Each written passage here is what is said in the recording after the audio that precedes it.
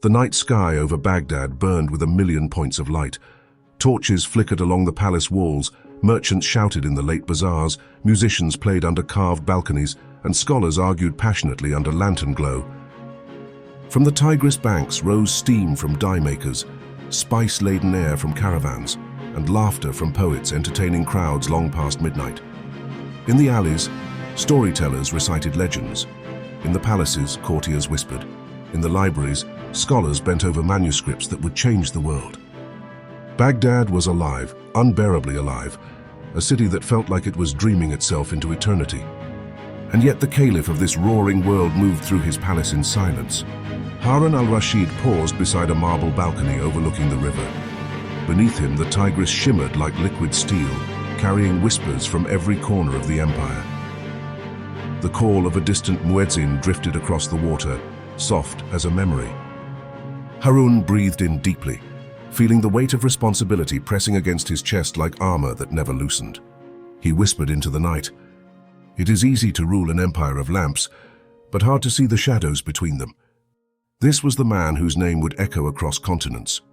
The Caliph remembered for splendor, justice, poetry, power, and unimaginable wealth, but also for loneliness, suspicion, and decisions that would shatter the very foundations of his empire.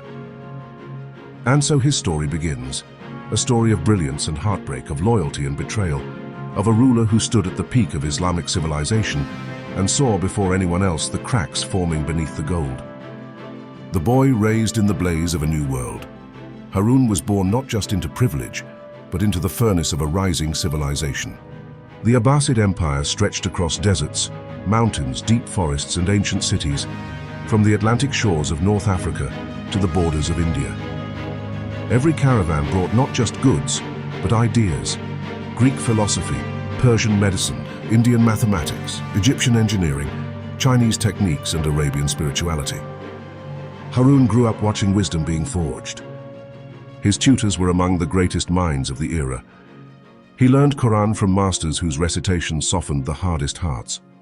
He learned poetry that captured the soul of Arabic. He studied statecraft from ministers who had survived courts filled with intrigue and brilliance. The palace buzzed like a hive of intellect. Scribes copying manuscripts, jurists debating new legal questions, astronomers charting the heavens, physicians discussing anatomy. But beneath this brilliance lay something else, something Harun sensed before he could fully understand it. Fear, the fear that surrounds every throne. His childhood was shaped by the knowledge that power attracted loyalty and suspicion in equal measure. He saw that a caliph had to be a guardian, a scholar, a warrior, a judge, and sometimes a man willing to make impossible decisions. He learned early that power is a crown made of fire. A moment of weakness could burn everything. A moment of doubt could cost lives.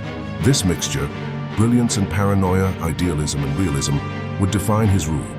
The young commander who shocked empires. Before he wore the caliphal robe, Harun wore the armor of a commander. Still a teenager, he led armies against the Byzantines, armies so vast that the dust clouds of their march darkened the sun. Snow blanketed the mountains of Anatolia. Drums thundered across frozen valleys. The sound of hooves rolled like continuous thunder. And at the head of this roar rode a boy who surprised everyone. Harun displayed discipline beyond his years. He listened more than he spoke. He earned trust rather than demanded it. He consulted scholars before battles and commanders afterwards. But what made him beloved was something simpler. He saw his soldiers as human beings.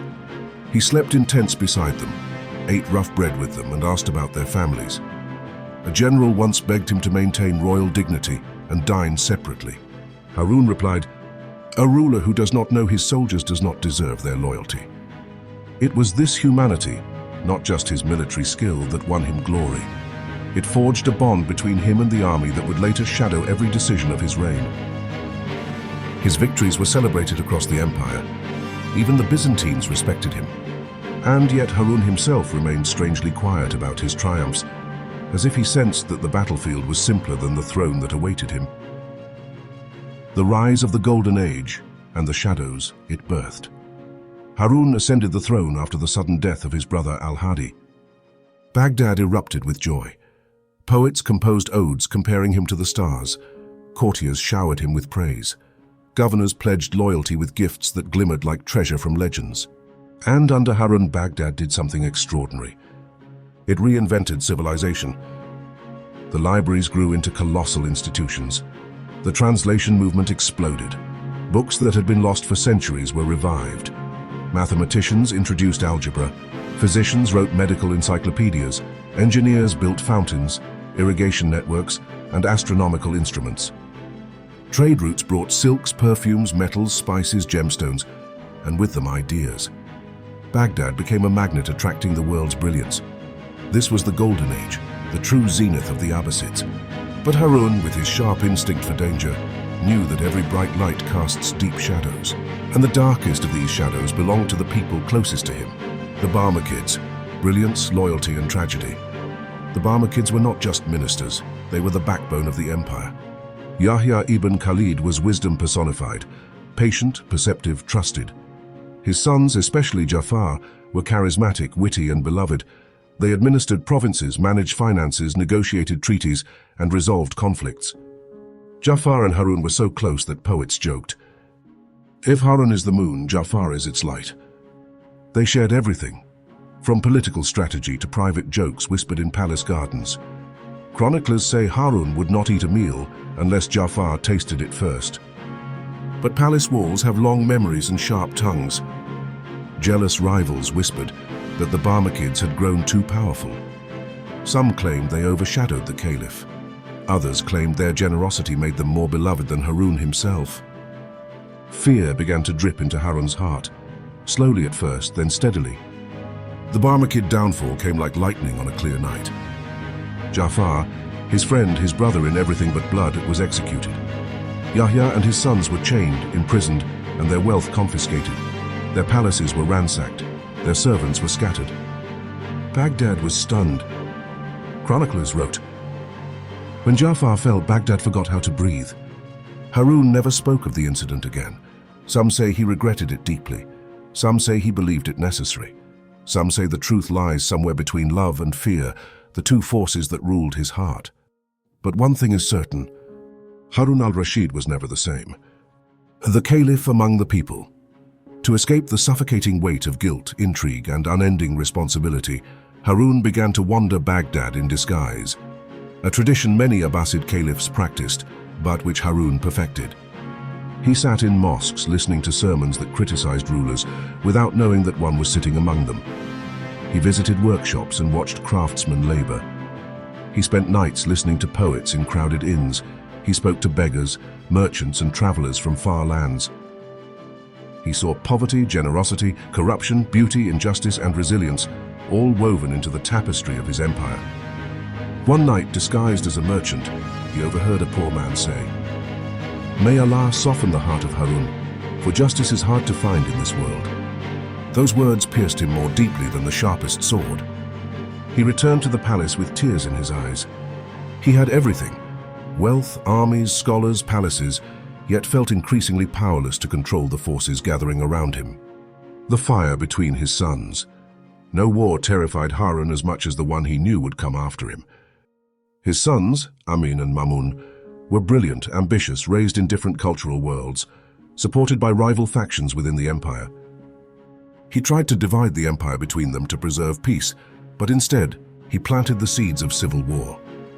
He often wandered alone in the palace gardens at night, staring at the stars, whispering to himself, "When I die, the fire between my sons will consume this empire." And he was right. The final journey, the Caliph, who watched his own grave. Harun marched east to suppress rebellion, but years of grief, exhaustion, and internal conflict had hollowed him. In Tus, he fell gravely ill. Ministers panicked. Soldiers prayed. The empire, vast, glittering, magnificent, trembled at the thought of losing him. Harun ordered his grave dug before him. He sat beside it, watching as men carved the earth that would soon hold him. He stared into its darkness, as if staring into the future he could not stop. He whispered quietly, "This is the palace from which I will never leave." The wind howled across the plains. His breaths grew shallow. His gaze was fixed on the open grave. And then, the ruler of the greatest empire on earth, the man whose nights shaped centuries, returned to the dust. His death unleashed the very storm he had feared all his life. Closing narration. Harun al-Rashid remains one of the most complex figures in Islamic history. A man of generosity and suspicion, a lover of poetry who made ruthless decisions. A ruler who built a civilization, yet could not save it from itself.